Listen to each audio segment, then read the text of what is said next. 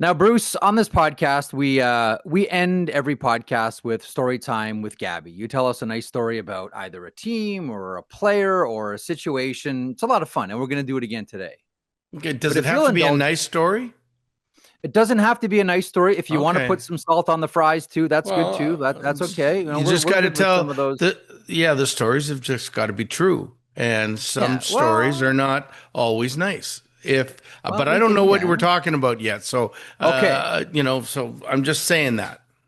Listen, I'm just saying, if you want to work blue every now and then, I'm good with it. Okay. But let me start off the show today by telling one of my favorite hockey stories. It's a nice little story about a little boy and his mom. And it goes like this.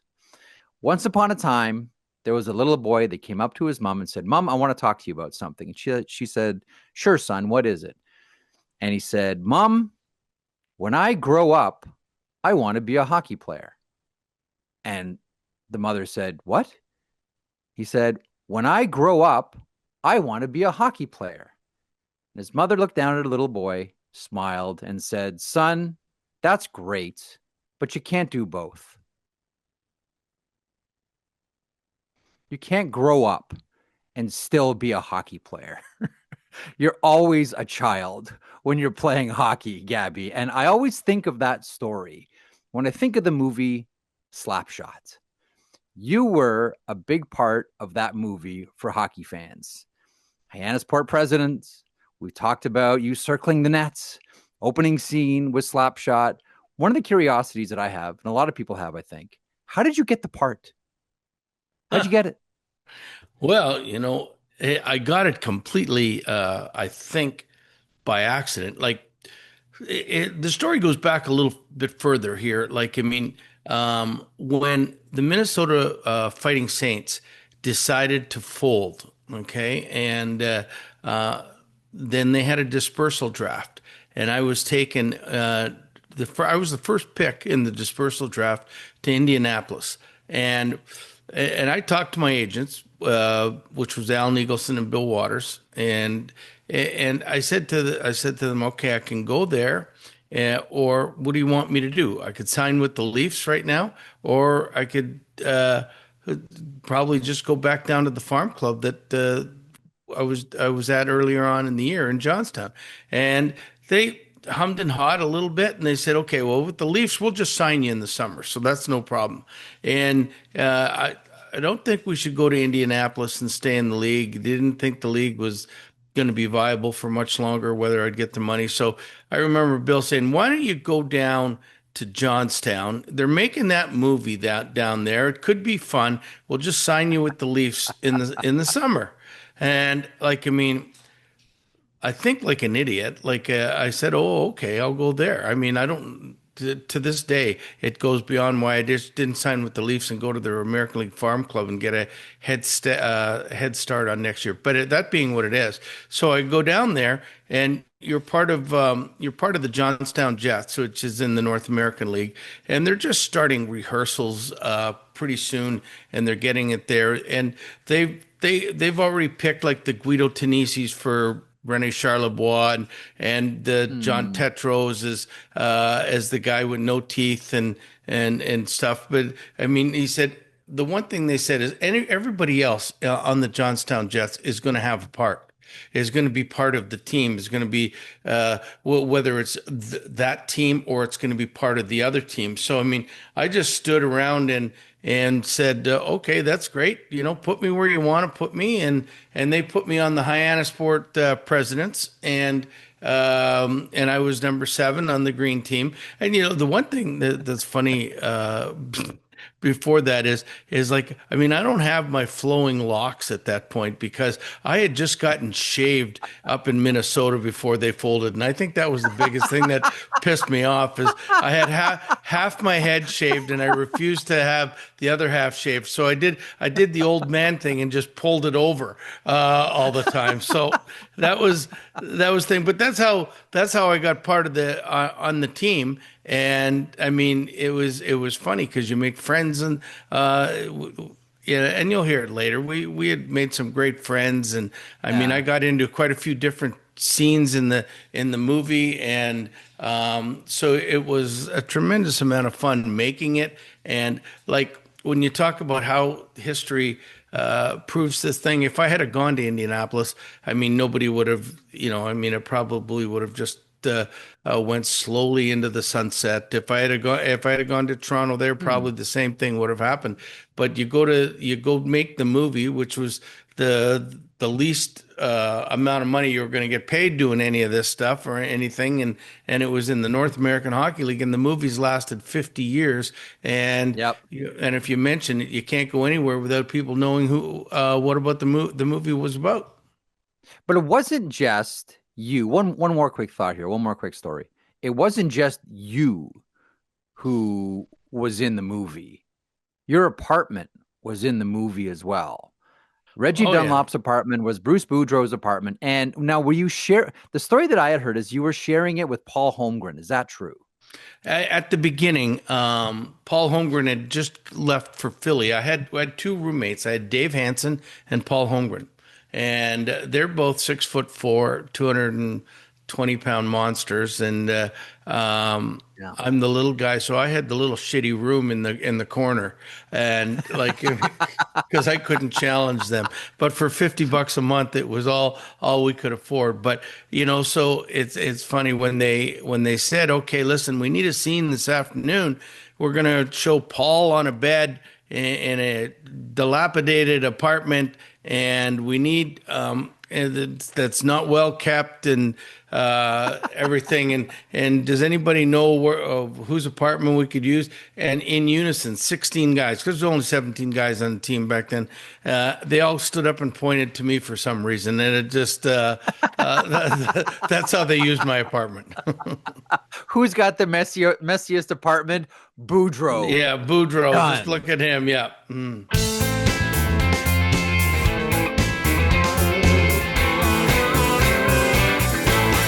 All right, a couple of quick stories already under our belts, courtesy of Bruce Boudreau. Welcome to the Hockey Lifers, presented by PenFed Credit Union. Great rates for everyone. And the reason that I told my pithy little story, Gabby, and the reason I asked you about Slapshot and I asked about your apartment in Johnstown as well, we had the chance to talk to Jerry Hauser, who hockey fans will, of course, know a little bit better as Dave Killer Carlson from the movie Slapshot. We had a chance to sit down with him last Friday. Now, we are going to get into a couple of NHL issues still around the NHL.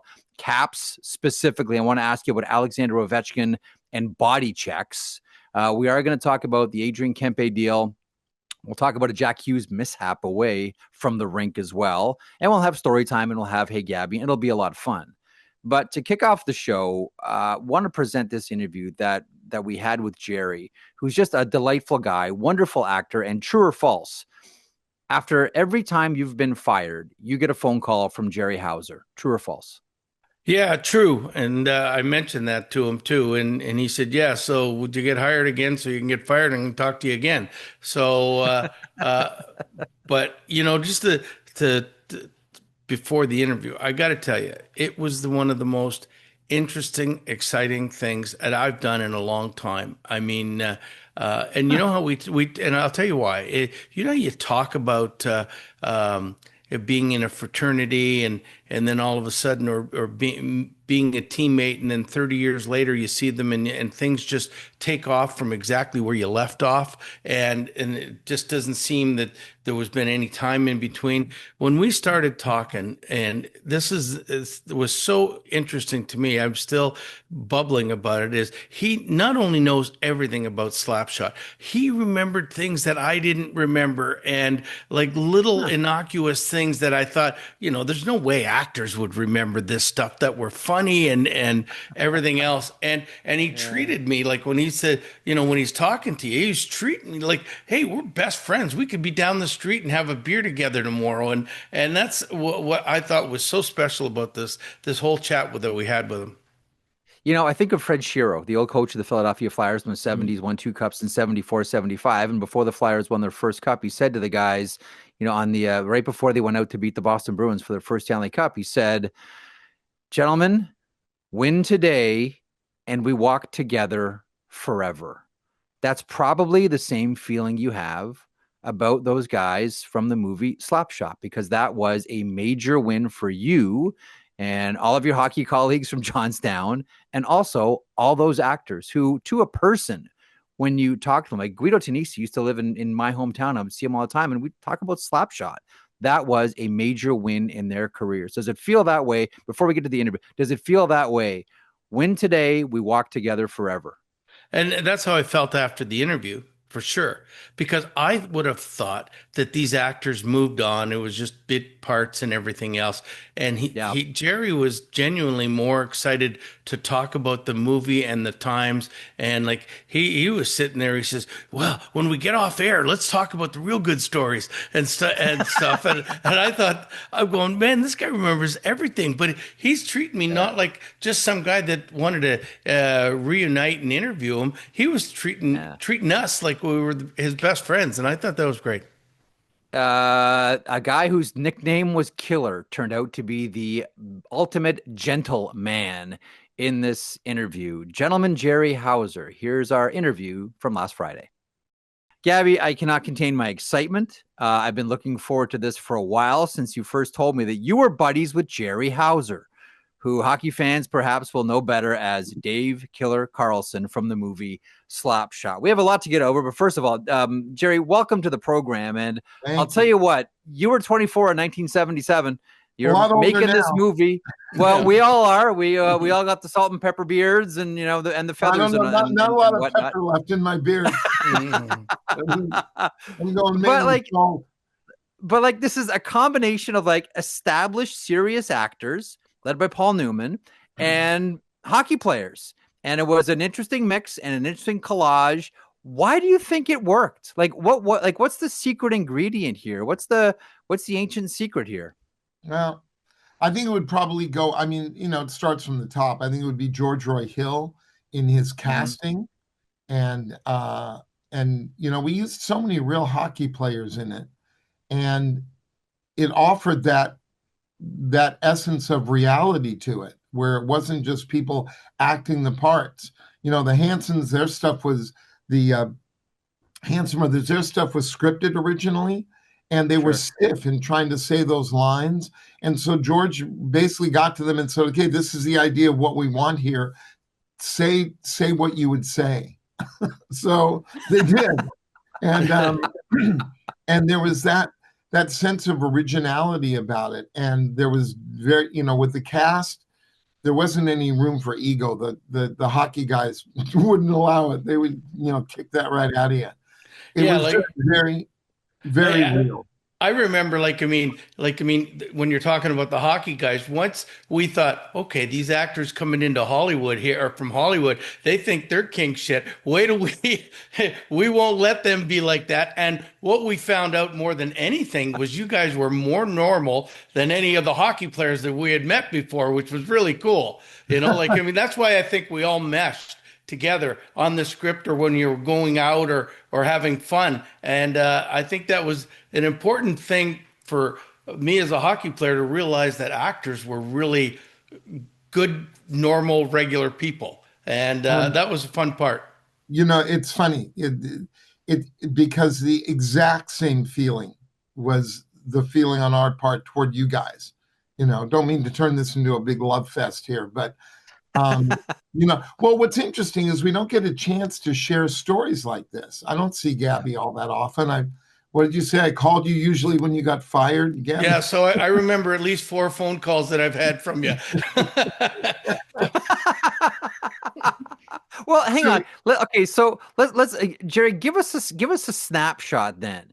You're in Johnstown, this movie, what else is going on? Like give us a scene set at the time. How do you mean? What was going on? Because the league is in action. Like the Johnstown Jets are playing when you guys are rolling in. They're in the playoffs. We got in a number of weeks early, and to rehearse and get ready, and they were in the playoffs. And Gabby, you remember there was this one event that happened they had this player, Greg Neal. He had one eye. And so he wore a shield. Nobody wore shields in those days. Nobody wore shields. They didn't even wear helmets that much. he had, I don't know if you remember this, Gabby, but 2 games prior, because they played in Johnstown and then they went back up to Buffalo and then they came back to Johnstown. And in the game in Johnstown, at the end of the game, Greg Neal got pissed off at somebody in the crowd or whatever at the end of the game. And he just helicoptered his stick into the crowd. And he got kicked out for the next game. So he didn't play in the next game. And he in Buffalo, he was there and holding up all these signs. There was an African American player on Johnstown in those days, Henry Taylor. Taylor.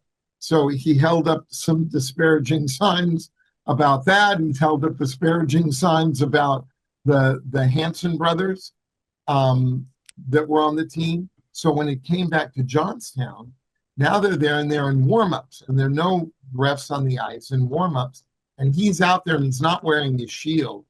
And a fight started there that it had to last for a half an hour. Everybody fighting. Everybody. It was like in the movie. It was just like in the movie. And do you remember that, Gabby? Well, I do. I thought I was dreaming over the last 40 years. Did that really happen? But because I could do it in Technicolor. What you guys don't know, and this is going to be interesting to you because I know you don't know it, Jerry. I passed him the puck that he lost his eye. He was on my team in junior.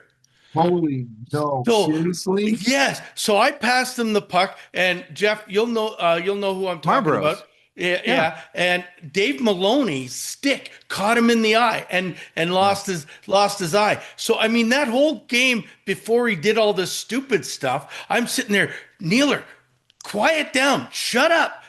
Be good. And he's losing his mind. And now we know all the Johnstown, the actors are watching the game, and the crowd was full in warm up. And I think like the Hansons, and they just took it upon themselves to go into their zone, and they just started beating on this poor guy. Like, you remember that scene in the movie when all 3 of them hit the guy and he falls down to the ice? That's what that like. They just kept pounding on him. I bet, Jerry, I bet you guys were up there going, what the hell have we gotten ourselves into? You have to understand, I'm from LA, right? I was watching the Kings up to that point, who had only been in LA for about 5 years or so, or maybe 1 or 2 more at that point. And so I'd watched Kings hockey. That's all I knew about. Jared, one of the best scenes that I liked in the movie, because I could never understand how it was done, is when you were getting stitched up on the bench, because it looked like the needle was going right through your lip. And I'm going, this can't be real, can it? Right. Yeah, they had a whole appliance that they had put on my lip so that they could sew into it. So they were sewing into that and doing that. But what's funny about that scene is that it's a scene with Barclay Donaldson where I break my stick on him, and then he gets up and he's hitting me in the face, and he grabs me by the hair, and so the camera's behind my head. So he's coming up and he's hitting me in the shoulder. He's coming up, because the camera can't see that, just passing my face and into my shoulder. So we rehearse it. Boom, boom, my head's going, okay. Rolling action, take that sentence back. Boom, break my stick, grabs me by the hair. He punches me in the face so many times. I mean, you're pumped up. And George, I am bleeding. I'm really bleeding. I'm bleeding all over the place, but you're pumped and everything. And George is there going, go, go, keep going, go. You're wrestling all around. You grab me by the hair. I mean, I said to him afterwards, I said, dude. He went, I'm sorry, I forgot. And I guess you understand that, because I suppose you would know better than I would, Gabby, in regular games and everything else. If you're going to get in a fight, you never looked like a big fighter to me. But no, I was more of a lover. I was more of a cower. I would just fall and say, "Don't hit me anymore." And but I was lucky enough as a scorer. I always made sure I had good guys beside me that could fight. So you needed that back in the day, and I was lucky enough to have it on most teams. Yeah, but I guess he just flipped into that mode right away. But, oh man, I've never been hit like that before. It was, at the time too, you go, no, that was cool. Yeah, I just got the crap kicked out of me. You're waking up in the middle of the morning and going, "Oh my God, what Oh, happened?" I know. It was amazing. It was, Yeah. but this goes all the way back, Jeff, to your question about why the movie has endured the way it has. And I think the tone of the movie is so great. I think the acting in it, Newman is charming and really pulls you in that way, and the character that he is, but it's really it has that very real essence to it that just resonates. And I think honesty resonates with people in movies. And I think So that's what that is. I think, Jerry, like, just like, and getting to know a few people from the movie afterwards, and going back and watching it and hearing the stories, it seemed like it was kind of a team, in a sense, where everybody really got along and they liked each other. And I think that came through in the movie. And that's going to lead me to ask you about something I've always wanted to ask you about.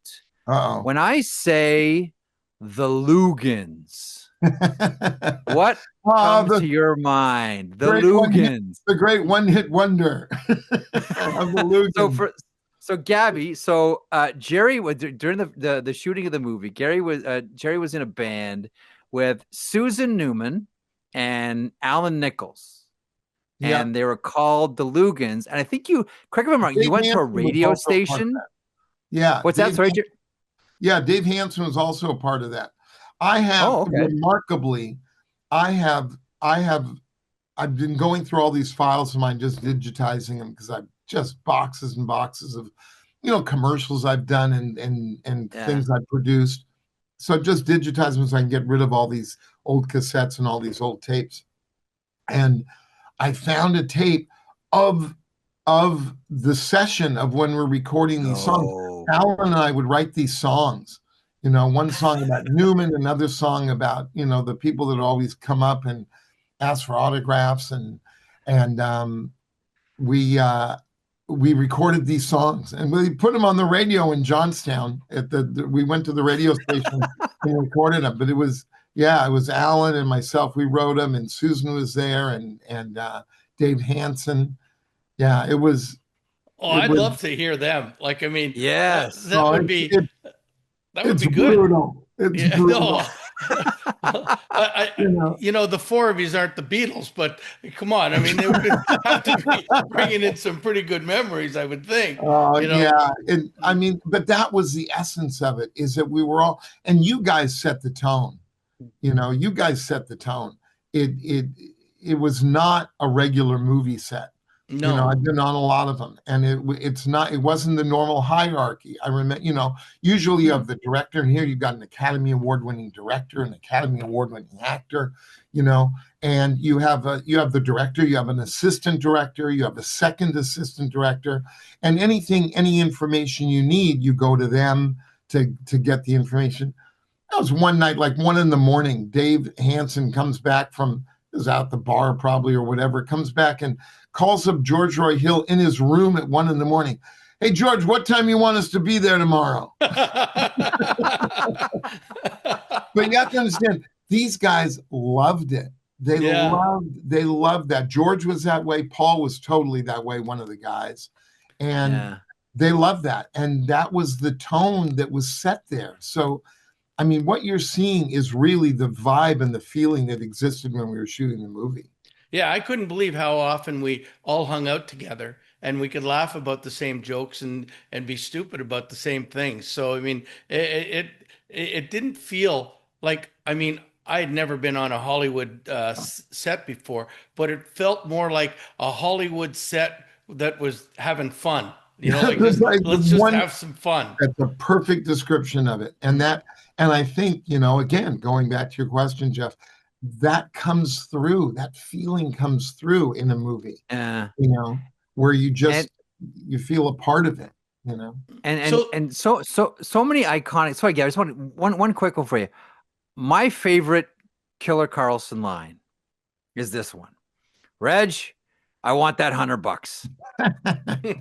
Here's what I'm curious about, because it's almost like this sort of, every fan of the movie, there's like a sort of like a Rhyme of the Ancient Mariner. You feel like this compulsion to grab people and talk to them and tell them your favorite line. which line do you have repeated back to you the most from that movie? It's not one of mine. Alan Nichols' line, which was a an ad lib on his part, where after I got in that fight, and we're in the locker room, and I'm sitting there, and they're dabbing my face, I'm just the crap beat out of me, and he goes, who's going to stand up to him? Dave was there, and it cuts to Alan, and he goes, Dave's a mess. But you know what? There were so many of those iconic one-liners from the Johnny Mitchell, talking about, or like, we got those boys cheap, and from all of those things. But like, people don't realize, I think, Jerry, that how close to the truth. Like, we did play with cars at the Carlson's apartment all the time. We'd go there every afternoon until we started drinking. We had no life in the afternoon after practice. Right. All of these things were true, and it made it so much fun. That's what I say. You got these guys in their early 20s, and they're playing hockey and getting paid. And when they're not playing hockey, there's not much else to do. There are cars and girls and whatever else you can find, But the thing that touches me about this, not to get overly sentimental, but, you and I, Bruce, did this movie together almost 50 years ago. We did this movie together, have talked a handful of times in between, and, every time it's been warm and wonderful, and seeing you now as we're doing the podcast right now, I feel like I saw you yesterday. There's such a connection. It's interesting to me that there's such a connection. You're absolutely correct. I would love to, like, if I was there, we could go out drinking, and we could start drinking and talking about shit. Like, like it was happening. We could talk about the wrap-up party, but I don't think we want to talk about that right now. Yeah. What's important to understand is that all these guys that we're playing with, that we have access to, are elite athletes playing, be it in the minors or not. They're the cream of the crop. And to have access to that and to be with them and to be invited and get to peek behind the curtain of what that life is like. And, and they were totally wide open to that. We were a part of it. And also for me to discover what it's like to be a part of a team, because you always hear athletes when they retire talking about, oh, I'm going to really miss the locker room and miss the guys and all that. And I discovered it because Dave Hansen and Jeff Carlson, we went to Pittsburgh to see a baseball game. And after the baseball game, we went to some bar. And the bar had a little area, a bar club kind of an area where you'd step up, a little railing up there. There's a girl standing up there. So being the suave guy that I am, I'm going to go up there. And I go up to her. I say some ridiculous line about, oh, you know what time it is? That'll get you laid. So I go up there, say, you know what time it is? So whatever, she answers me or something like that. And then, like that, there's some guy on me, I guess her boyfriend or whoever it was, and he's right there and he's in my face. And he's going, what's up? He's going to me, well, what are you doing? So I was asking the time. He goes, you got a problem? I go, no, I was just asking the time. And look, I don't know who this guy is. I'm not pushing anything here. I'm a Hollywood actor. So I'm going, no. He goes, you got a problem? I go, no. He goes, yeah, you do. You got a problem. I'm going, well, no. Now Jeff and Steve can walk in and go, what's up, Jerry? I go, this guy's got a problem. And now, oh man, I am friggin' 7 feet tall. I totally understood what it's like to be part of a team like that. This guy's going, no problem. It was great. It was really a moment. Oh, I love that. That's first of all, that's a tremendous story. Second of all, when we talk about this, listen, Paul Newman's the star of the piece, but there's also, like Gabby just a second ago said Johnny Mitchell. And so that's the actual person that Joe McGrath was based on. He was an actual man. And the way that Strother Martin was able to capture that, make it larger than life in every scene, like it's impossible for me, and this is actually true for a lot of the characters, it's impossible for me to watch the Joe McGrath character. He doesn't even have to say a line.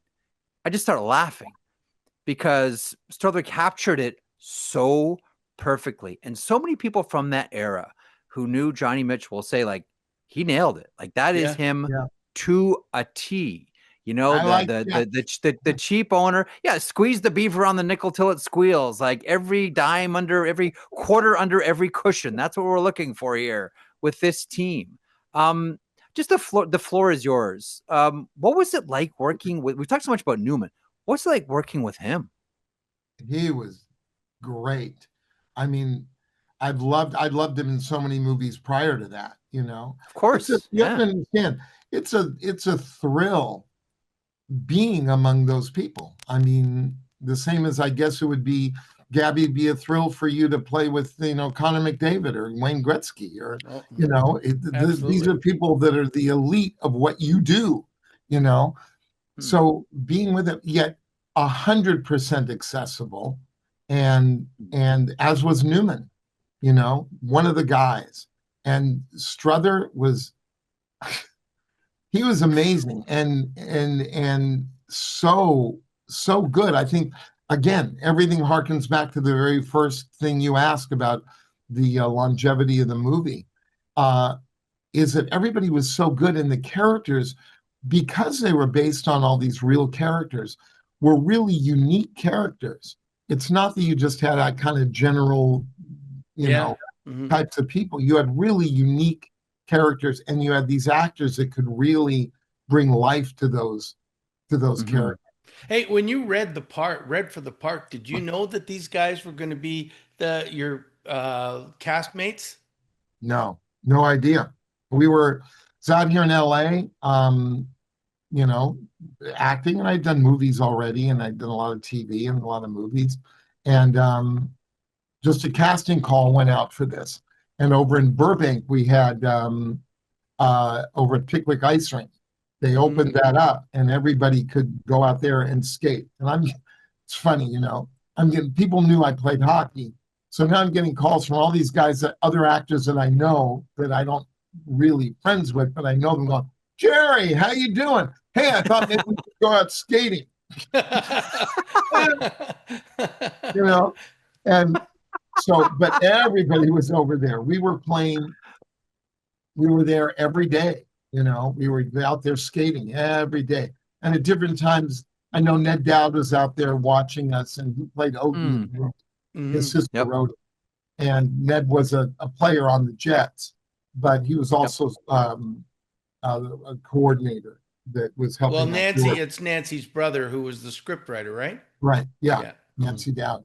And so he was out there. We were out there every day, skating all, you know, and every actor in Hollywood was out there. I remember one of the guys, it's so funny too, you know, how that's just another story. So, you know, we were out there all the time, and, you know, Marion Dougherty was the cast director. So we'd go in and at different times and be invited over to read over at Universal for George Roy Hill. And we did that. And I didn't know anybody that was going to be in the movie. I knew Paul Newman was going to be in the movie, which was pretty darn cool to be in a movie with Paul Newman, you know. Big practical joker. Yeah. I don't know if you remember that, but he was always doing stuff there. He had a sauna put in. He had a sauna put into the Sheraton Hotel where we stayed, because he'd like his beer and he'd drink his Budweiser at night, but he'd be there every morning sweating it out and be on the set bright and early. So they put in a sauna first for him? Yeah, it wasn't not for me. No, for him. For Paul. him, yeah. It was this little individual one that Alan Nichols and I went down one night and filled with popcorn, thinking that would be very funny to do. Not thinking that it's on a timer that heats it up, that has anyway, it didn't go over really well when it's caught on fire. But But that was the life during that whole movie of just it had that life to it throughout the entire thing. I can recall, this is years ago, having a conversation with Nancy Dowd. I had interviewed her on the radio, and I asked her, who would call her for the Reg Dunlop part. And Newman was perfect. I don't think any of us can imagine anyone else playing Reggie Dunlop other than Paul Newman. But she said that there was one guy who would call relentlessly, I'm the right guy for this part. This is me. I'll learn how to skate, all of it. Al Pacino. Al Pacino.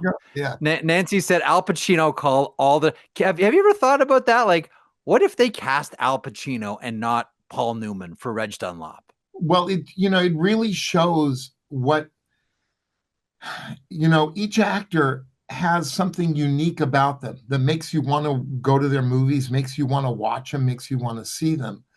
Yeah. But that essence of each actor is also important because it may not be right. I think there's an underlying moodiness to Al, and there's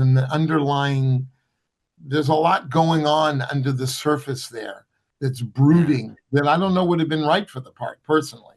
He's a phenomenal actor, but everybody is right for certain things.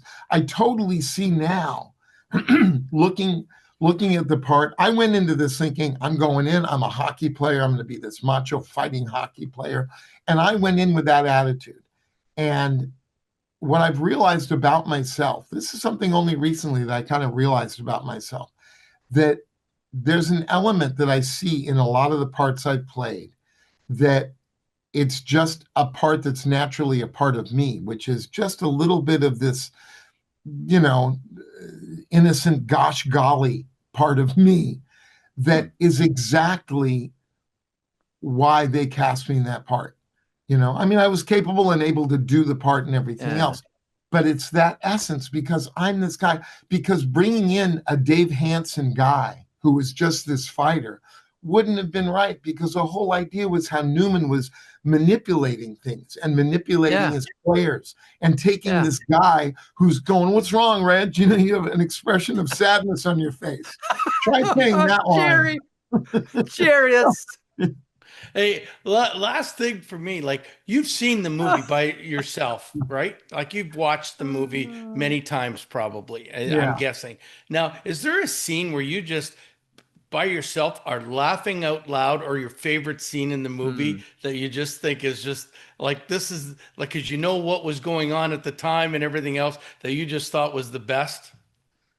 The whole thing is like a scrapbook for me. It's interesting. There's so many memories for each one of the scenes, Unfortunately, I wasn't in the Melinda Dillon scene because, but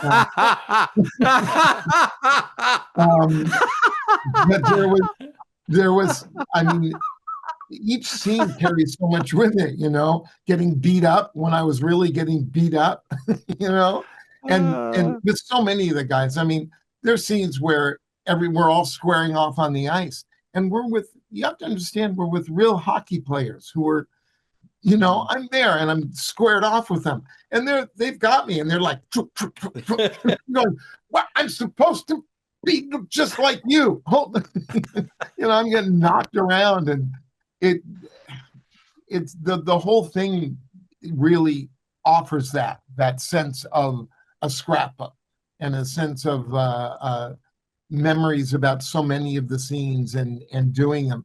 I remember the scene in the radio station where I'm all beat up and Reg is listening on the radio. I remember that. It was interesting because that I had gone in, we did a makeup test on that, and George wanted to see what I was going to look like for that and this and that. But there was time at the end of the day that they were shooting, because we were going to shoot it the next day. And I came in for that makeup test, and he said, you know what, let's go ahead and shoot that right now. It's like, okay. Fortunately, I was ready, but, that comes to mind, things like that, where it's, like, oh my gosh. I remember doing that when we were doing that scene. What's amazing is that it's lived in my life, in my daily life, for the last almost 50 years. It's very odd that this was an event that happened 50 years ago in my life. because most things are given an opportunity to kind of fade into your past. The memories fade, the this and that.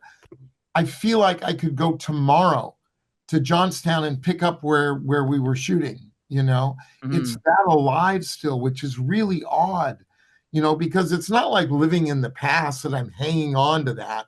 It's that people ask about it all the time. That's all great. the time. And they're interested in it all the time still. And so you tell stories about it, or they ask a specific thing. But it's remarkable that it has the life it has. Nobody's coming up to me saying, boy, I saw you in Barnaby Jones. Oh, it changed my life. Tell me about Buddy Epson.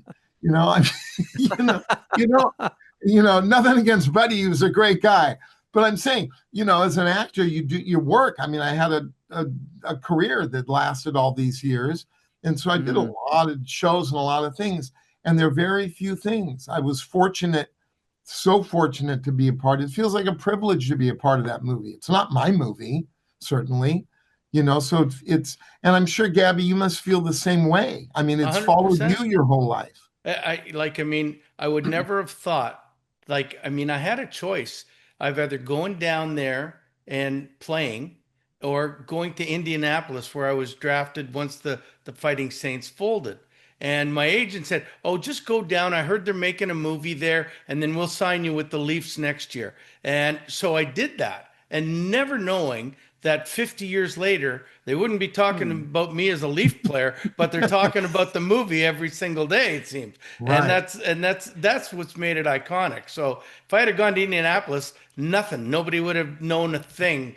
But doing this movie and meeting, guys like yourself and just and everybody else that was included have so many good memories that it's really refreshing.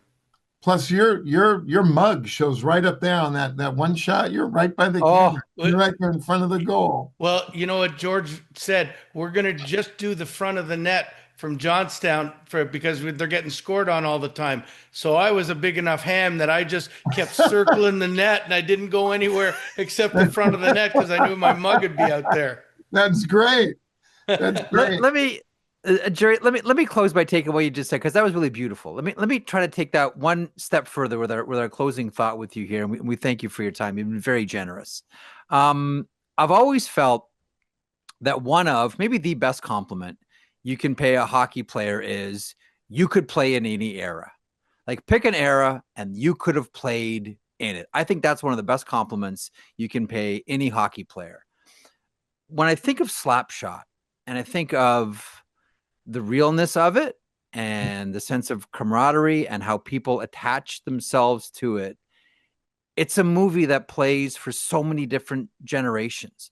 And every generation that goes through it, and not just hockey players, but like just people that are just fans of cinema and fans of a good movie. I remember when Maxim magazine had Slapshot as the best guy movie of all time, regardless of whether you're a hockey fan or not. Like, it's really cool. And I think to myself, Jerry, how many different times that movie was shown on a bus trip, across the prairies in Western Canada, in Southern Ontario, across the United States. And I've heard of like players that can do the movie line for line. I've always heard that Mike Vernon could do it line for line. Really? How many hockey players have sort of met you, fanboyed out a little bit, repeated lines back to you? Like, what doors has this opened for you by way of meeting hockey players? Because you said, like, you played hockey, you grew up a Kings fan. How many guys have you met through this? Oh my gosh. I mean, this has opened so many doors for me, certainly in the hockey world, because we probably around 1980 or so, we put together, myself and John Bennett Perry, we put together a celebrity hockey team here. So we had different actors playing with us over the years, Michael Keaton and Michael J. Fox and Alan Thicke. And I mean, we had Dave Coulier played with us. Wow. We had so many different guys playing with us.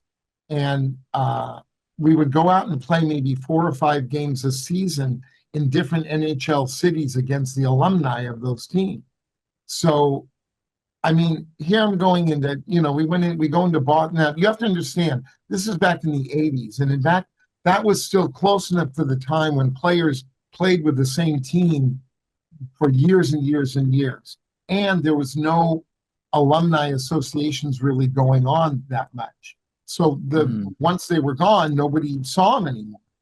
And so here we go into Boston, and we sell out Boston Garden, not necessarily because of us, but we sell out Boston Garden, and we're playing on the ice with Bobby Orr and Jerry Cheevers and Pi McKenzie and Wayne Cashman and the entire Boston team. And we're playing against these guys, our celebrity team.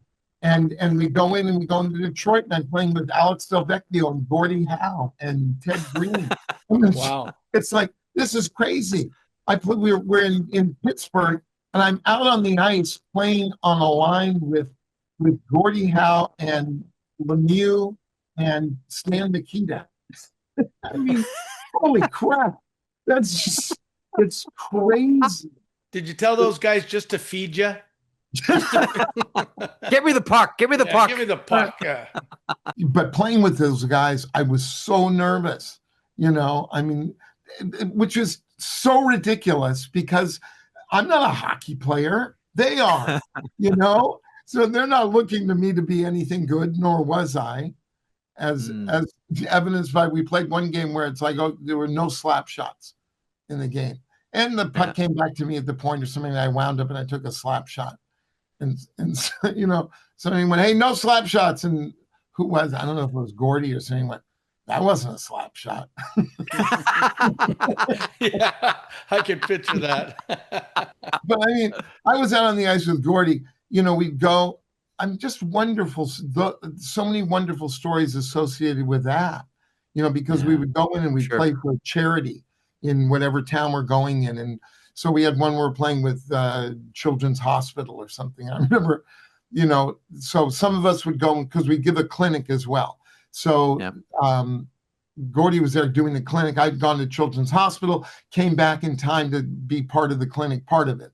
And I come to the locker room and I'm getting suited up, and this little kid comes in, his nose is bleeding. He comes in, holding his nose. And I go, "Hey, dude, what happened?" He went, "Gordie Howe hit me." I think he was in the corner, and the kid was in the corner, with the puck with his head down, and Gordie went, "Hey, kid, keep your head up." And that sounds so much like him too. Yeah. Who was a great guy, by the way. He was he was as amazing as he seemed, as he looked. Such a genuine guy. As are you, Jerry. We could do this all day. Wish we could. I could. I know you. I know you could too. Listen, this is like this is the overflowing fountain of great stories. Like, so much has come out of this project. Like, honestly, here we are. So many years later. And listen, we've always heard the phrase, leave the stage while they're still clapping. But there's no reason to leave the stage, Jerry, because they're still clapping. We could always do a part 2, like Oh yeah, don't worry.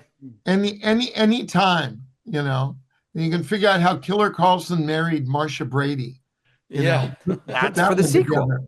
Put those two together. Sequel. Yeah, boy, I'd love to hear that story, by the way. But hey, Jerry, it's been so good to see you. Really hasn't talked to you. I hope we do it more often. I hope we don't have to wait till they fire me from the podcast before I get a call from here. So. I'm going to call you up anyway to tell you the stories I remember about you that I can't tell here. Just make sure my wife's not around. So, and then everything will be great. Jerry, this has been great. Thanks so much for your time. Thanks for sharing your memories. You guys are great. Thank you so much. I really appreciate you asking me on. Awesome. Thanks, Jerry. Oh, man, Gabby, that was so much fun. And that is Jerry Hauser, who you know better as Killer Carlson from the movie Slapshot. Just a delightful guy and some wonderful stories as well. We thank Jerry for his time. Listen, he's a busy guy. Actor, voice actor, has a lot of things he could be doing other than talking to us, Gabby. But he was unbelievably accommodating with his time. And for that, we thank him. By the way, there was another person at least one more who read for that part that might raise your eyebrow. I don't know if you know this one. You know who they were considering for the Dave Killer Carlson part that ultimately went to Jerry? No, I don't. Henry Winkler, the Fonz from Happy Days, was considered for the Dave Killer Carlson part. I just, you know what? Jerry's not too big, but Winks is like a midget, right? And Yeah, I know. I just couldn't picture him being part of that, and some guy hitting him in the mouth and going, "Whoa!" Like I can't picture that part. I can't. But I think as we know, like I mean, he had mentioned in the interview that who interviewed for the part for Paul Newman's part too. Oh, Al Pacino. I Al remember talking to Pacino. Nancy Dowd. I had a chance in 2005 to talk to Nancy Dowd, who wrote the screenplay. Her brother Ned played Ogie Oglethorpe. And she was recounting all the people that would call and lobby for parts. And she said that Al Pacino called like to the point where she finally had to stop taking his calls like every single day. Al Pacino would call saying, I am Reg Dunlop. I need this part. This part is me. I cannot imagine Al Pacino playing Reg Dunlop. I mean, Newman is perfect, nails it. But I say that about the whole cast. Like nobody seemed miscast in this, and specifically perfect was Paul Newman. Just brilliant in this one. And number 7 on the Hyannisport Presidents. He was really good too. Yeah, no. It would be. I would like to know the behind the scenes on everybody because there's back then so many famous actors. I guess they all read for parts, or they see a movie coming up and they see George Roy Hill, who just did The Sting, who just did Butch Cassidy. And they're going, wow, if I can get in a movie with him, like I mean, it would be pretty awesome. Anyway. We thank Jerry for his time. That was a lot of fun. Hopefully, maybe we'll talk to more characters and cast members from the old flick down the road here on Hockey Lifers. Okay, Washington Capitals. Listen, it's been kind of a speed wobble lately. Tough weekend, and the loss against the New Jersey Devils, a team that's bit by the injury bug with Pierre-Luc Dubois with the surgery, abdominal and adductor muscles. John Carlson not in the game on Saturday as well against the New Jersey Devils, but in that game, we saw something that I always consider vintage Ovi, the hit on Jesper Bratt. Now, when I think of Alexander Ovechkin body checks, my favorite one is the one on Yager from the Olympics where he broke his visor. We think about the first one against Columbus in his first game against Radoslav Suchi where he broke a pane of glass. There was the Malkin hit. There was the Subban open ice hit. He absolutely flattened Tuomo Ruutu once. There was sending Zdeno Chara into the bench. When you coached Ovi, what did you tell him about hitting? What did you tell him about body checking? Me? Nothing. I don't think I threw a check my whole career. There wasn't much I was going to teach him about checking, but I do know. And he was so smart, and he still is. And the thing that one of the things that made him great, especially early on in his career, was that they would say, "Okay, we got to."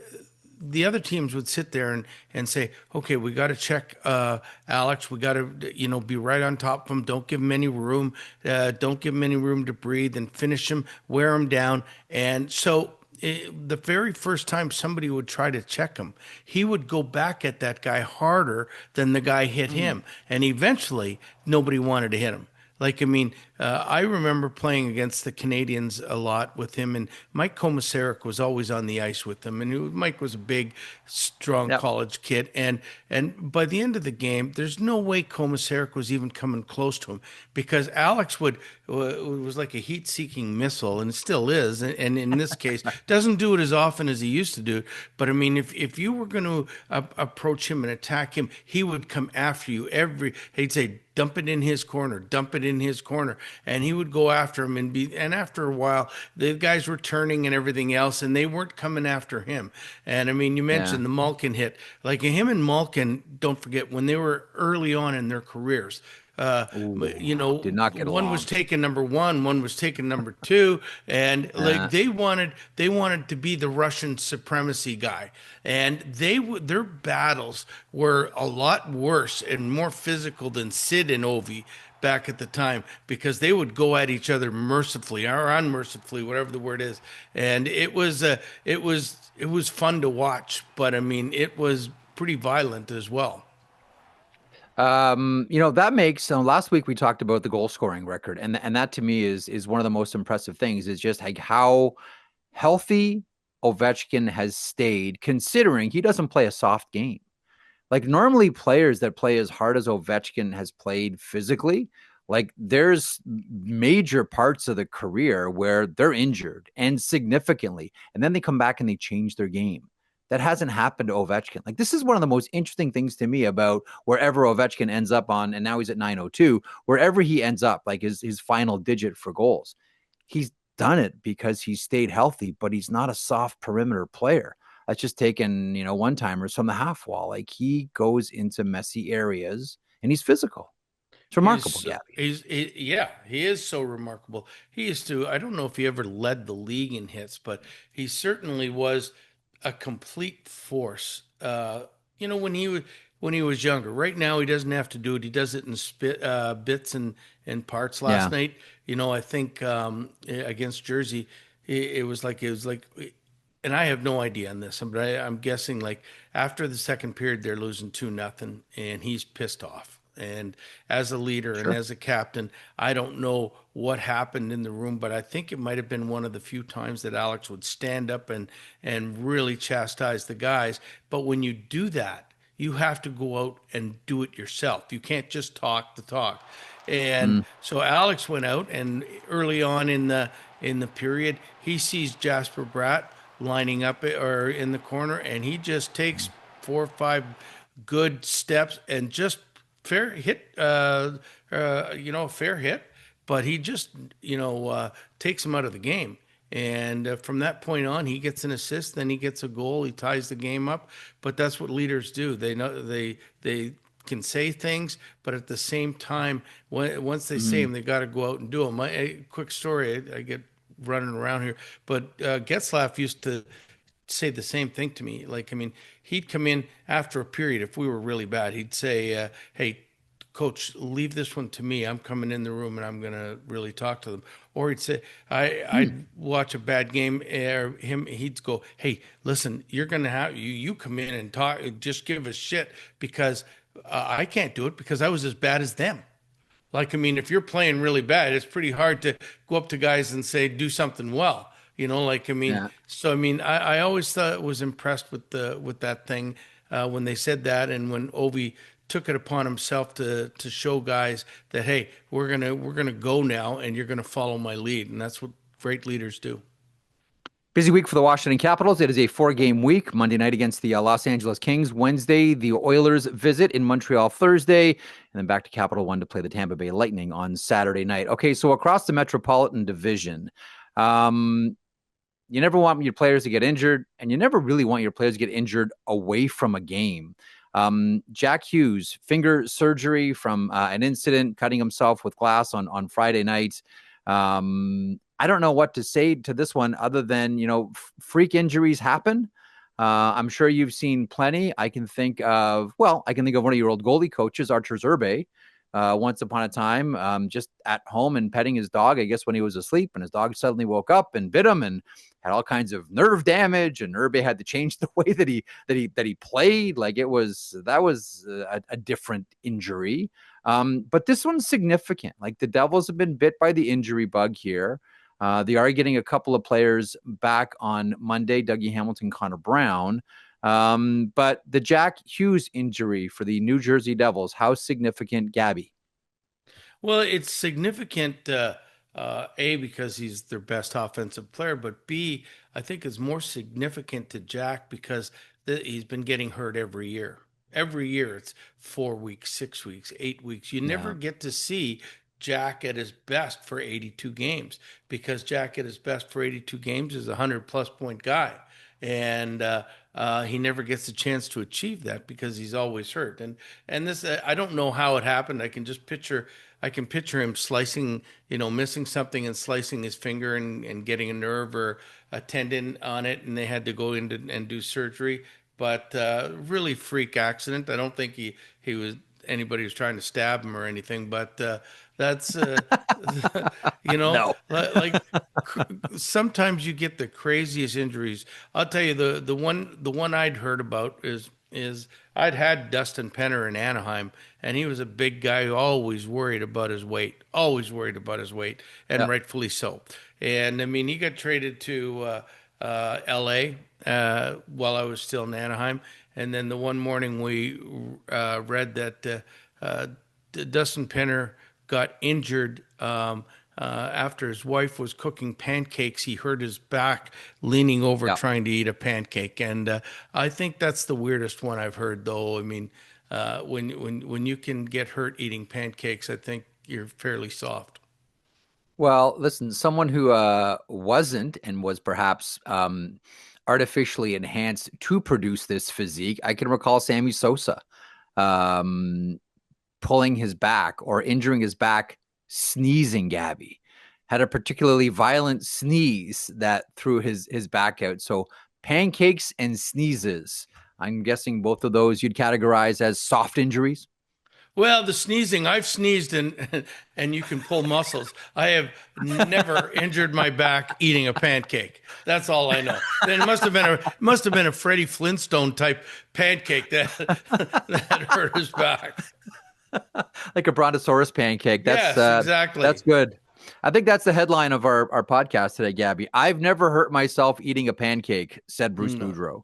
no. Sticking also with the Metropolitan Division here quickly, young Matthew Schaefer continues to turn heads around the NHL first overall draft pick. And if you go and you have a look, Cale Makar of the Avalanche leads the NHL amongst defensemen in points, but your leader amongst defensemen in goals is Matthew Schaefer with 7. Cale Makar has 6. He continues to turn heads. I know we're not 20, 25 games into his career yet, but already he looks like you can make the argument he might be the second best defenseman in the NHL today.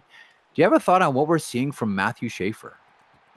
I mean, what we're seeing is something special. So people, if you get a chance to see him, um, I would say take it all in. Like this Yeah. guy at the current rate. Now, who knows what's going to happen a week from now, a month from now, but or 10 years from now. But you're seeing something potentially a complete superstar in the making, and who's going to be right up there with Cale Makar and Quinn Hughes as defensemen that you're going to talk Yeah. about in a long time for a long time here. The thing I noticed about the Islanders last night, playing Colorado, great team, is I think it's making a lot of the Islander players. Schaefer's making a lot of the Islander players a lot better. They're making them believe we've got a different kind of team, that we've got a chance. We're a better team, and they're skating like it. They're not skating like they're prodding. The Islanders always say, prodding, let's play defense. I'm going watching them go, and they're flying up the ice now. So I mean, they're playing with a lot of confidence, even though they did lose. Mm-hmm. I mean, but it was basically an empty net game goal, and so it's. I think this is all because of this young Schaefer kid, because he's given them. He's the prodigy. He's going to their light, and they see a great future with him being on the team. 7 goals for Schaefer, 6 goals for Cale Makar, and then both John Carlson and Jacob Chikrin of the Washington Capitals tied for third with a cluster of other people that include, Dougie Hamilton and Zach Werenski and Simon Nemec of the New Jersey Devils. To a big story around the NHL this weekend, Gabby, and it involves a contract, and it involves Adrian Kempe of the Los Angeles Kings, who signs what many would consider once upon a time to be a whopper of a deal. Like I think in all of these contracts right now, we sort of need to maybe sort of recalibrate what we consider a massive contract. But 10.65 is the AAV. 8 years is the length of the deal. You have a thought on Adrian Kempe re-upping in Los Angeles? Well, 8 years seems to be the thing these days, and Yes. and I think the reason for that is the projection is listen, if we can get a guy for 8 years, the cap is going to continue to rise, and with the cap or soft numbers, eventually teams are going to go for Yeah. 17, 18 million and 20 million and such. But I mean, Adrian Kempe is a good player. He's not a great player, but $10 million for good players is seems like almost like the norm. At least 8 to 10 million, and where that used to be in rarefied air just for superstars. I mean, I remember Yeah. the William Nylander contract in Toronto, how they were talking about, no, how, oh my God, how can we give him 10 million? How can, we get that kind of thing? That was only 2 years ago. And now that seems Yeah. to be like, if you're looking at a lot of these players, that they're not 60 goal scorers or 50 goal scorers, but they're 30 goal scorers, but they're a solid player, and they're getting 8 to 10 million. So it's good for them when they get that kind of money. They only get it because teams can afford to give it, and teams are making money. So if the teams are making money, I'm all for the players making as much as they can. Okay, so Adrian Kempe is off the boards because we were wondering about July 1st and free agency. So Kempe is off the board. You mentioned Kirill Kaprizov, obviously off the board, as is Connor McDavid and Jack Eichel and Kyle Connor. Martin Necas as well is re-up with the Colorado Avalanche. We all thought that next summer was going to be an insane, unrestricted free agent class. And now, Gabby, we're looking at no slight against these players, but it's a pretty big drop from Connor McDavid and Kaprizov and Eichel to Nick Schmaltz and Alex Tuck and maybe Evgeny Malkin and maybe Artemi Panarin. Kiefer Sherwood with the Vancouver Canucks, who's having a really nice season. A lot of coaches like him, and for good reason. How do you look at next summer's unrestricted draft class? This was supposed to be a bonanza, and now everyone in our industry is afraid to work on July 1st because what happens if they hold free agency and nothing happens? Yeah, I mean, I don't know what to think. I do know that Jonathan Toews might be the highest paid guy in the NHL next year. He's another free agent, but well, all they do is the players might not be as high profile, but they're still, if they're the number one guy and they have three or four teams looking at them, they're still going to make more money than they would have made otherwise. For example, Alex Tuck, if he scores 25 to 30 this year in Buffalo, he's going to be a very, very sought after player who can a 6'4" forward that can skate and kill penalties. He's going to make as much as some of these guys that you think are 50 goal scorers, and that's what's going to happen. But and I think if Alex and I coached him in Minnesota, if he stays a free agent, well, I think would be a great play for him. Even though he lives in New York, upstate New York, and he loves Buffalo, I think he'd be a well sought after guy. Absolutely. Okay, from there we'll transition to one of my favorite parts here, and this is where fans can use social media, use the hashtag HeyGabby, and interact with you, and we always get interesting questions like this one. From Canuck Chronicles. Bruce was my favorite Toronto Marlie. He had the long flowing locks and was one sweet offensive player. Look at you, Gabby. I went to a ton of games as a kid. They had an incredible team, especially after the 73 team with Napier, Tonelli, and Paul Matier. Any fun recollections from back then? I know you love that Marlies team. Oh, I love that Marlies team. There was two of them. That was the 75 team you were talking about. And we were an amazing goal scoring team. We averaged over 10 goals a game at home that year. Which is insane. What? Yeah. 10, a Dixie. 10. Yeah. And and the 72-73 team, we only lost 7 games all year out of 70. So it's two of the best teams in history. The stories I can tell, I don't know how much longer we have, but we had great parties, great celebrations. I remember as the captain of the Marlies in the 75 team, it was up to me to hold the Christmas party at my house. Now, we didn't have a big house, but we had everybody in there. And I'll never forget, this was the year where everybody streaked. And I remember one of our players, or I think a couple of them went streaking through my house. And my mom and dad were still upstairs. They weren't leaving the house for us to attack. And somebody was chasing somebody, and somebody ran right over my mom. That was streaking. Oh, no. And so she's on the floor and looking up, and all she's seeing is the part of someone that is most a man. Yeah. and, and I'm going, oh my God, I'm never going to live this one down. But that was just, I mean, we did everything together, and this is what good teams do. I don't care at what level. Oh They do wow. everything together. We played together, we Yeah. partied together, we went out together, we loved each other, and to this day, we had a Marley reunion this winter, and like we got together and everybody just started telling the stories from the year, and they were fabulous because Mm, we were still laughing at the same jokes, the same stupid things, and that's I awesome. mean, but it'll be memories that I'll never forget. The coach was unbelievable. I mean, I remember I could talk about this for a whole day, but the one story in the Memorial Cup when we were in Montreal in the '72 team. George Armstrong then went in for a smoke in between periods. I don't know if you ever heard this, and No. he locked himself in the Oh like yeah. he'd go into the Yes, that's little right. equipment room and he locked himself in the equipment room, and so we all go out for the second period, and by the time he's done knocking on the door and somebody coming to getting him, we had scored 2 goals, and he comes out and he says, "What the f am I doing out here? I'm going to go back in. You guys play better without me." And but those are the kind of teams we had. We were very lucky to be blessed with an awful lot of good players. I love it. Further in that spirit, well, I'll localize this as well for you. So Brian C uses the hashtag HeyGabby and submits this. Thoughts by Gabby on Weston Arena. Now, for those that may not know, Weston Arena is a legendary rink in the West End of Toronto.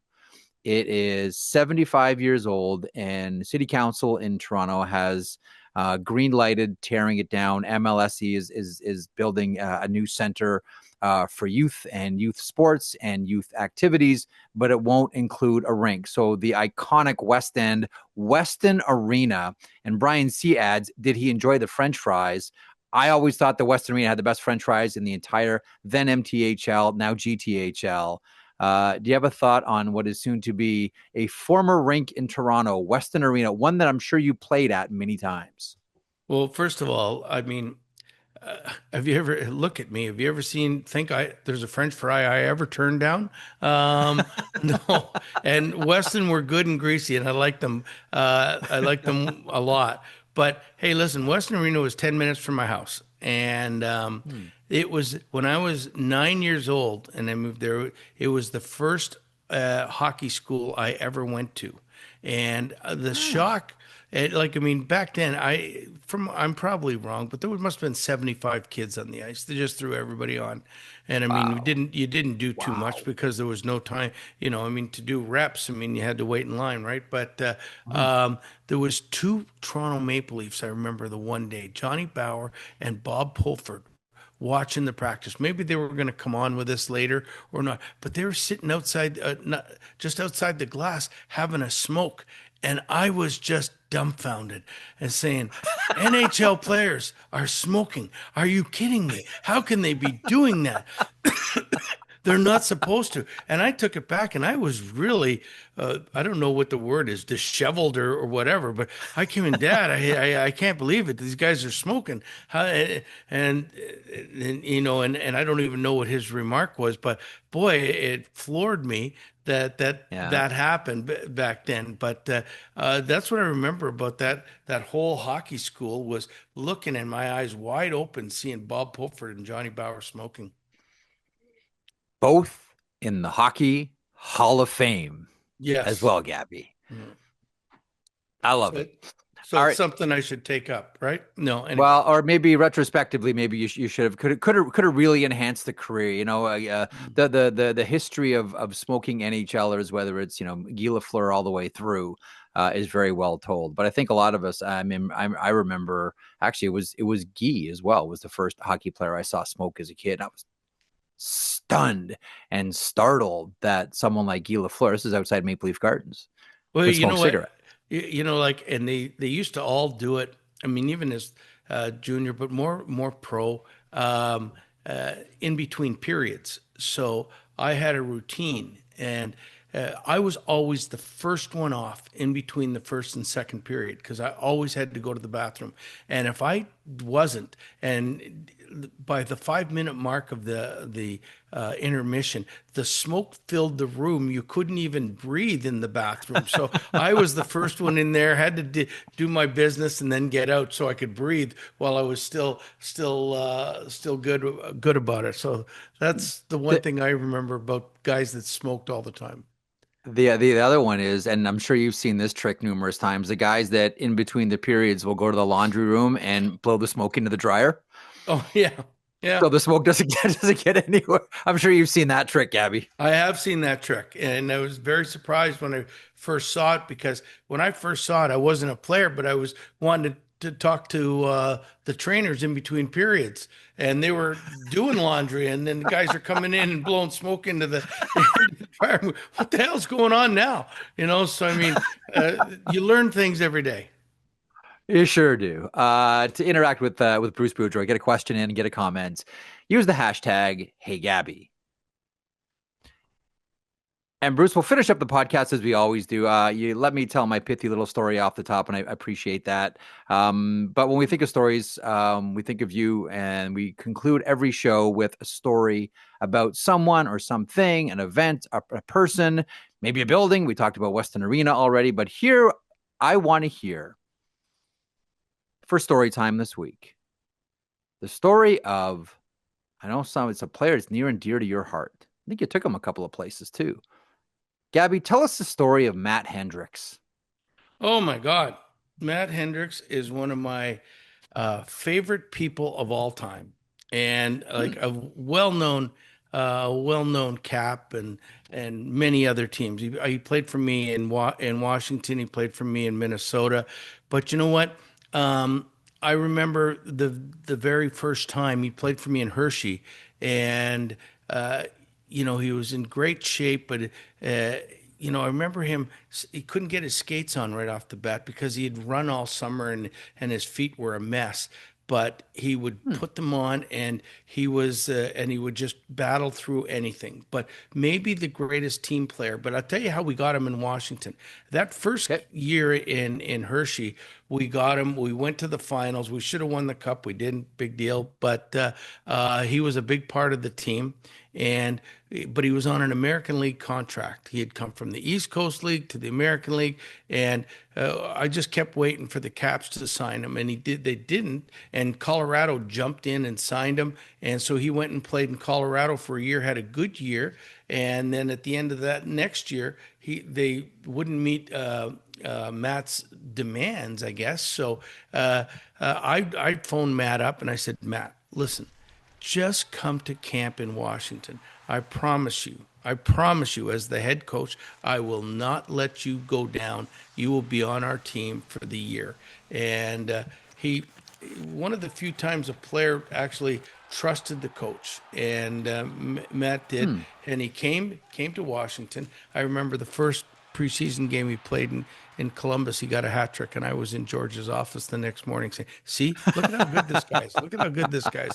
And I just kept going and prodding. He made the team, and he had a really good NHL career after that.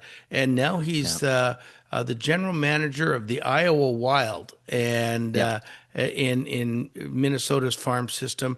But a greater team player you will never meet a better team player than Matt Hendricks, and it turned out to be a great friend. And I mean, if I took 10 of him on my team, we would win every single year because he was that good. The final thing was when he came to Minnesota, and we ended up trading him to Winnipeg.